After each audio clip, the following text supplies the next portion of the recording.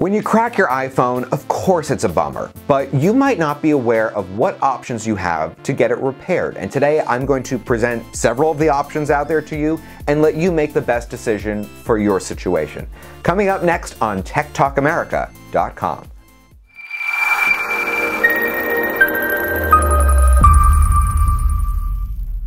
I feel very fortunate in that I've never done this, but I know a lot of people who at some point in time have cracked their phone, their laptop, their iPad, whatever it may be. And when that does happen, it's certainly an easy way to sour any day. But a lot of people don't know what are the options for getting this stuff repaired. And I'm not gonna lie to you, it's a little bit complicated, but I think that you should be aware of what your options are. So let's go over them together one by one. Option 1, do the repair yourself. And if you thought I was seriously going to recommend that, I don't know what you were thinking. Don't. Except that there are some things that people do better than you, and abandon this idea immediately. Option 2. Now, this one I admit is a bit of a long shot, but I have seen it work before. Look back in your records about how you paid for your cell phone. Sometimes if you use a platinum credit card, some of those credit cards have in the fine print that they will actually pay for repairs to your phone. So if that is an option, you know what? It's worth a phone call. Check it out. Option 3 is to have Apple repair your phone. Now, this gets a little bit complicated depending on how old your phone is and what generation it is. If your iPhone is over 2 years old, I would basically say don't repair it. Just put that money towards a new one. Now, if your phone is under 1 year old, basically ignore every other recommendation that I have in this video, just have Apple repair it, okay? Now, if you live in an urban area, you can just make an appointment and go into a store and they can do it right then and there. If you don't live near an Apple store or an Apple Authorized dealer, keywords, that repairs iPhones, then what you should probably do is call AppleCare. You can also do it online. I believe it's just support.apple.com, and they can send you a box and you mail it in. It's a very, very quick turnaround time. Here's the reason why this is the best idea. So only with Apple at this moment in time, and this will come up more later in this video, at this point in time, you are only going to get Apple quality parts if it's done by Apple.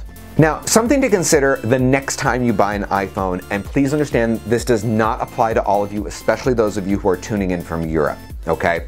One of the things you have an option to buy is something called Apple Care Plus, and this is basically an extended warranty. It takes it from 1 year to 2 years. And so you pay $129 to have Apple Care. Then, if you have a problem, you pay an incident fee, which is significantly less than the cost to actually repair it, had you not had that warranty. So, for example, I believe right now a crack screen is around $29, and a total repair job, which I think they really just swap out your phone, is $100. If you do not have Apple Care and you want Apple to repair your phone, expect the cost to be somewhere between $260 and $350. Now, that is the only way, again, that you are going to get legit Apple parts from Apple or one of their authorized dealers. Now, the next option I would absolutely recommend, but I'm going to ask you to do a little bit of research because here's the problem. This video is a snapshot in time, and we live in a time right now where things are changing really, really quickly. So here's the down low. There's this thing called the Digital Right to Repair Act that's going on right now at the time that we're recording this video, which is July 24th of 2017.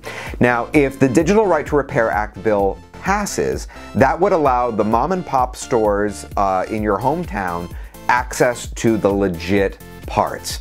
Unfortunately, in my opinion, due to what's going on in the world right now and who's in charge of it, I'd say this bill doesn't really have a good chance at passing. Now, there's an advantage and there's a disadvantage to third-party parts. The advantage is cost. And basically that's it, okay? You may not be getting quite as high a resolution screen as you would had you gotten it from Apple, but not everyone out there really recognizes the screen. I understand that. Someone like me, I'm gonna see the difference, but you may not. So if you do decide to go with this option, there is a list of things that you should absolutely test on your iPhone before you leave the store, okay? Things like, for example, taking a picture, okay? Because there's a lot of little components in there that are really jammed up tight, and problems can happen.